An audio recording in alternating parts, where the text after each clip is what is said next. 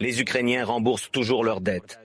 Et celui qui a causé des troubles à notre pays le recevra chez lui, avec pourcentage.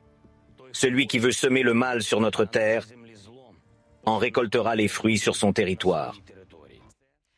Ce n'est pas une prophétie ou une vengeance aveugle, c'est la justice. Dans les félicitations à l'occasion de la fête de l'indépendance, le président Zelensky a trouvé les mots justes. Ils ont été enregistrés dans un lieu symbolique de la région de Soumy, d'où la Fédération de Russie a lancé son invasion à grande échelle le 22 février, qui est située près de la région de Koursk, dans les positions qui s'y trouvent. Cette semaine, le commandant en chef des forces armées ukrainiennes, Oleksandr Syrsky, a rendu compte au président de la situation opérationnelle à la tête de pont de Koursk et dans les zones clés du front, en particulier dans les directions de Toretsk et de Pokrovsk, où l'armée russe continue de concentrer ses principaux efforts. Cependant, l'Ukraine a déjà brisé le plan de Poutine de s'emparer de toute la région de Donetsk et de dicter ses propres conditions de négociation. Le seront-ils dans un avenir proche et qui constitue maintenant le mot décisif? Konstantin Pavlov l'a compris. L'imparable opération Koursk. La Russie n'a jamais connu une telle honte. Pourquoi est-elle devenue un piège pour le Kremlin? Cela pourrait être une guerre d'usure pour la Russie elle-même. L'échange de territoires est-il désormais possible? Les frontières géographiques de la Fédération de Russie jouent-elles un rôle moins important pour nous? Et où aura lieu la prochaine attaque des forces armées ukrainiennes? Le premier chaudron se trouve dans la région de Koursk. Nos forces de défense ont atteint le village de Krasnoktyabrske sur la rivière Seym, selon le Centre de lutte contre la désinformation. Jusqu'à 3000 soldats russes pourraient être pris au piège dans le chaudron entre la rivière, la frontière ukrainienne et nos militaires. Ils ont essayé de faire passer par la rivière et le processus ne s'arrête pas. Ils mettent en place des pontons. Nos troupes frappent sur ces passages. Donc, il est presque impossible d'évaluer le nombre en ce moment.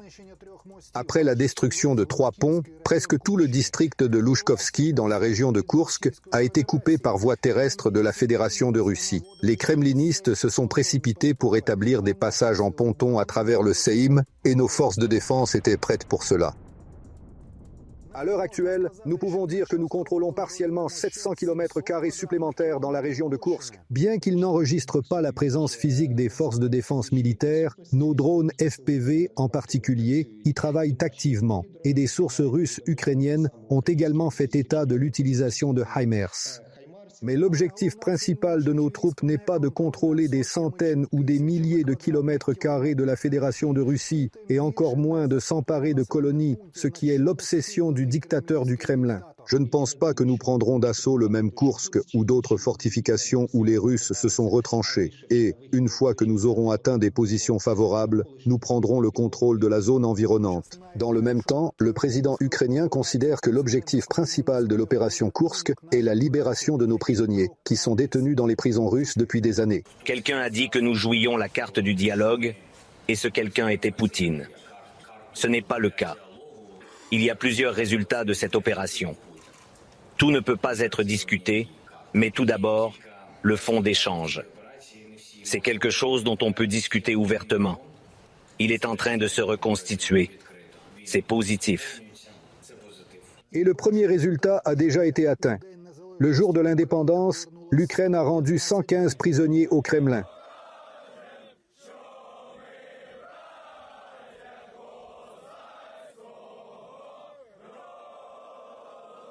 La plupart des prisonniers libérés sont des défenseurs de Mariupol qui ont été détenus par le régime de Poutine, certains pendant 2 ans et demi.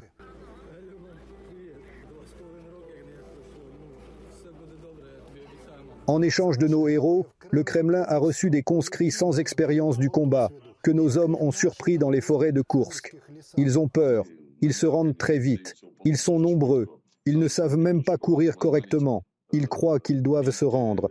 Ce ne sont donc plus seulement des convois militaires ou humanitaires qui pénètrent dans la région de Koursk. Il n'y a plus que les militaires qui viennent là-bas. Les engins de chantier s'y rendent. Et nous avons également capturé du matériel de construction. Par conséquent, ils seront fortifiés. Et l'assaut sur les fortifications est difficile. Et ils n'ont pas d'autre option. Ils ne couperont pas notre groupe de la logistique. Pendant ce temps, le Kremlin tente de créer 3 groupes d'attaque à partir de conscrits et des restes de soldats sous contrat, Bryansk, Koursk et Belgorod. Mais ces nouvelles unités russes seront-elles formées et fournies au niveau des Ukrainiens retranchés dans la région de Koursk? C'est la grande question.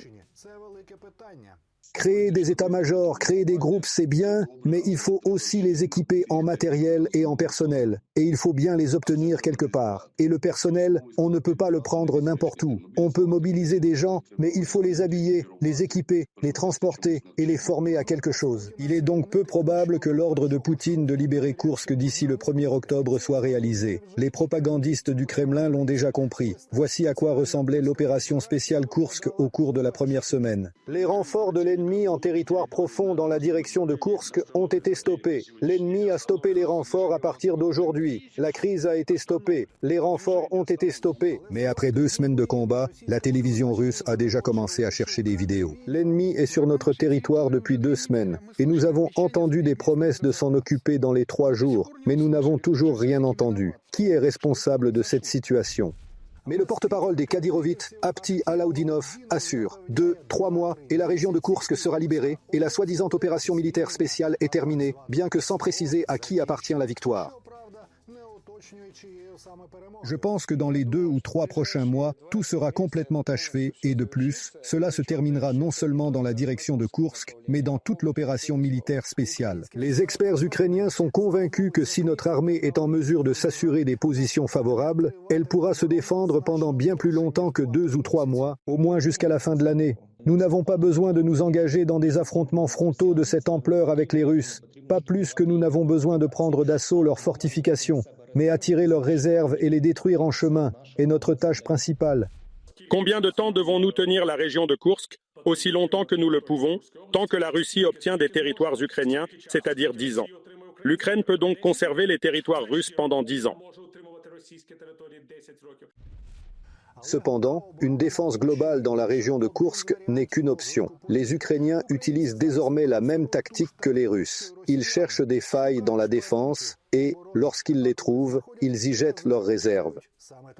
Peut-être la région de Bryansk, peut-être Rostov, peut-être la Crimée, peut-être Zaporizhzhia, peut-être la région de Kherson, tout est possible. Où allons-nous frapper ensuite? C'est un grand mystère, et que l'ennemi soit nerveux. Et l'ennemi est nerveux. En fait, Poutine est dans une impasse. Il n'a pas assez de troupes et ne peut pas arrêter la guerre, car cela mettrait rapidement fin à sa carrière de tyran. Même la Fédération de Russie, pour laquelle il est très important de geler le cours des hostilités, elle ne se lancera pas maintenant et tirera le meilleur parti de sa machine de guerre, car elle ne peut pas permettre que la ligne de front traverse le territoire russe. Dans de telles circonstances, Poutine optera-t-il pour un échange de territoire dans la région de Koursk, à l'instar de Donetsk? La Russie peut se permettre de retirer ses troupes de la région de Kharkiv, mais elle ne peut pas se permettre de retirer ses troupes de la région de Donetsk car, selon la constitution russe, il s'agit du territoire de la Fédération de Russie. D'une part, nous avons vu comment le dictateur russe réécrit sa propre constitution chaque fois qu'il en a besoin. Poutine voulait cracher sur la constitution russe tout autant que nous. Elle n'a aucune signification. Mais la logique de Poutine est différente. Ce qu'il ne peut capturer, il le détruit. Il bombarde maintenant ses propres villages. C'est tout simplement bravo. Il n'y a pas d'autre réaction que les applaudissements. Par conséquent, la région de Koursk peut s'attendre à des bombardements en tapis. Les Russes n'ont pas épargné nos villes, ni Mariupol, ni Avdiivka. Lorsqu'ils ont pris d'assaut, ils ont été démolis. Je crois qu'ils ne prendront pas soin des leurs. Poutine est encore plus mal vu aux yeux de ses quelques partenaires. C'est une chose lorsque vous menez une guerre sur le territoire de quelqu'un d'autre, et c'en est une autre lorsque l'ennemi est déjà chez vous. L'apparition des troupes ukrainiennes dans la région de Koursk permet aux Chinois de parler aux Russes. Vous voyez, nous vous avons dit ce que vous auriez dû faire. Vous ne nous avez pas écoutés. Maintenant, la guerre est arrivée sur votre territoire. La formule de paix dite alternative suscitera encore plus de questions. Les partenaires du Kremlin ayant proposé de mettre fin au conflit le long de la ligne de contact, mais Koursk deviendrait alors officiellement un territoire contrôlé par l'Ukraine. Et maintenant, c'est fini. Ils veulent maintenant reconnaître la ligne de combat comme frontière, c'est-à-dire renoncer à Koursk. La Russie n'a pas eu une telle honte depuis très longtemps. En contrôlant une partie de la Russie, L'Ukraine montre comment nous pouvons hardiment franchir les lignes rouges du Kremlin et c'est une incitation pour nos partenaires occidentaux à nous donner le droit d'utiliser des armes à longue portée sur le territoire russe. Mais compte tenu de notre succès et de la pression diplomatique que nous exerçons, les États-Unis, par exemple, discutent à présent, en guise de demi-mesure, de la possibilité de nous fournir les mêmes missiles Javelin. Il s'agit de missiles air-sol qui peuvent être lancés à partir des avions F-16 que nous avons reçus. En fait, Poutine s'attendait à ce que, bien que lent, mais offensif dans la direction de Pokrovski, il tienne jusqu'aux élections présidentielles aux États-Unis et là, il essaierait de négocier avec le nouveau chef de la Maison-Blanche. Mais les forces armées ukrainiennes ont confondu toutes ces cartes. Et maintenant, c'est Kiev qui dicte les conditions à Moscou. Konstantin Pavlov, ICTV, Fakti Tijnia, les actualités réunies.